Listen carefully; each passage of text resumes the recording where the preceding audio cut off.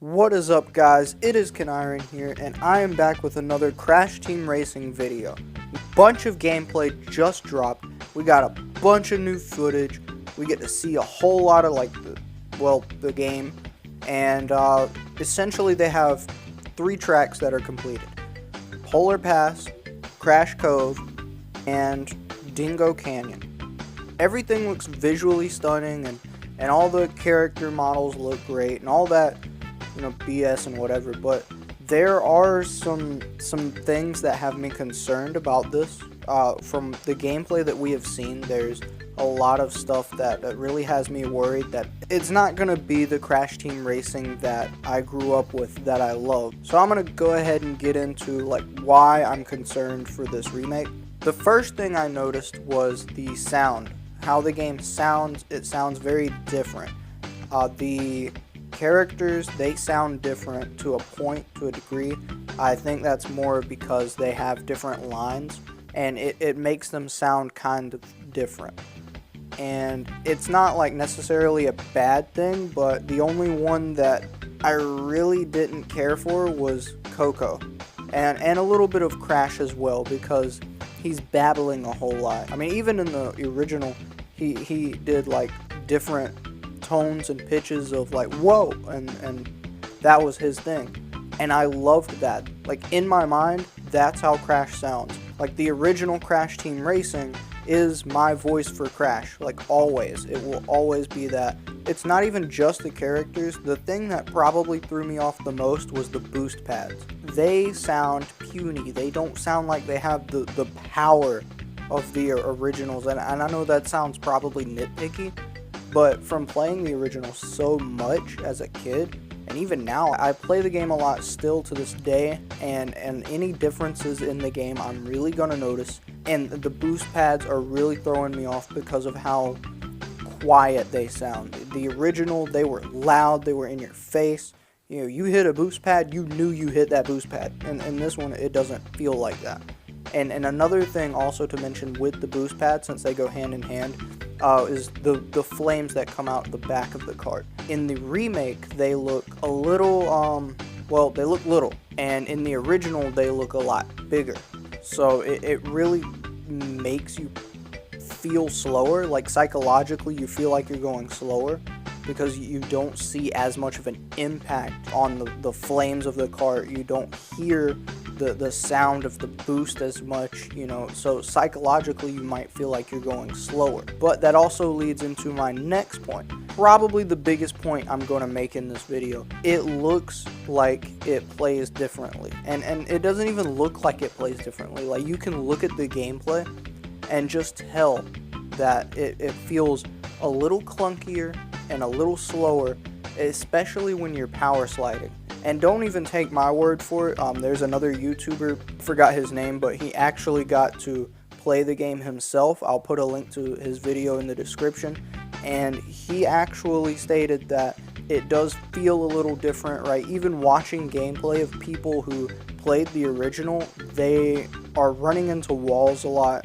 That's obviously a very big change from the original game.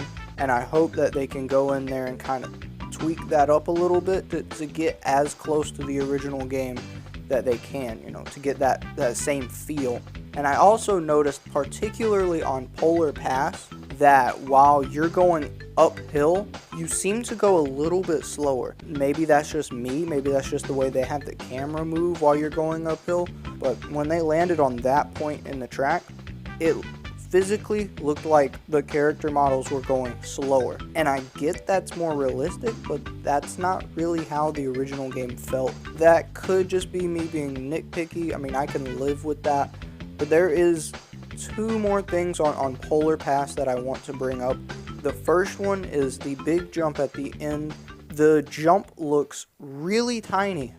The original game, there's much more of a gap. It's just one of those things where it makes it look like the game's gonna feel a little bit different and play a little bit different.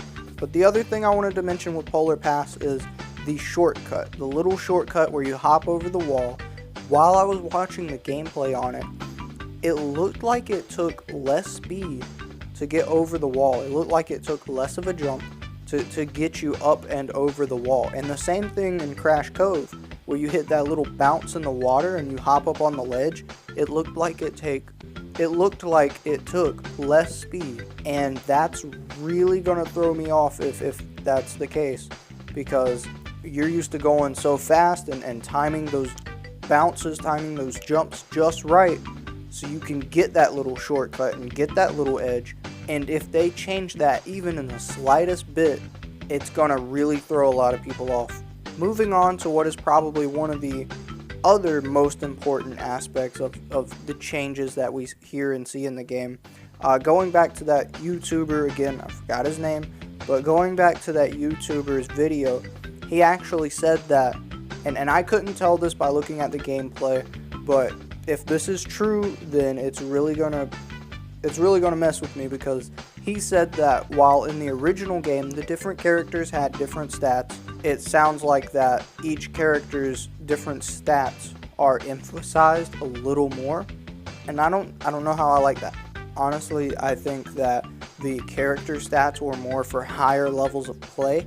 You know, in the lower, if you're just looking to have a little fun, you're just going into the arcade, whatever, you're generally not gonna notice the different character stats that much. Then when you get to the time trials, where you're trying to get the best time and you're performing just milliseconds better every time you complete the track, right? Those milliseconds add up, and then you would start to notice that different characters with their different stats, right, they would get you better times. The stats should not be noticed unless you're at higher level play.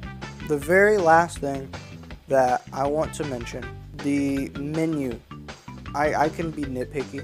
You know, I can say, look, you should have went with a more classic feel on the menu. You know, maybe you should have went with the black and white checkered loading flag instead of this blue. And honestly, at that point, that's just being nitpicky. But at the same time, if you're remaking the game, you kind of want it to feel like the original. I mean, I know it's the same tracks. It should be the same gameplay feel.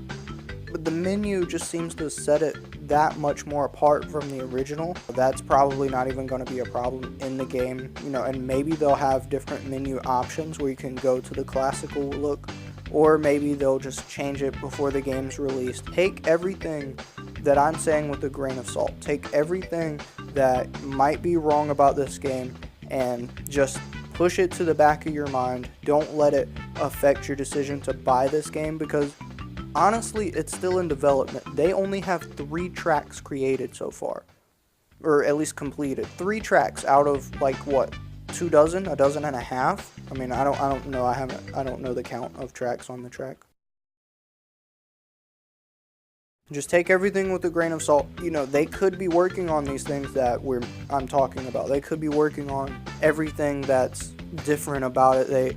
You know, the sounds, they could just be placeholders for sounds that they're working on remastering from the original. So maybe they're just not finished with all of the sounds yet, and they just have like placeholders for the boost pads that sound weak and puny, and it's still in development.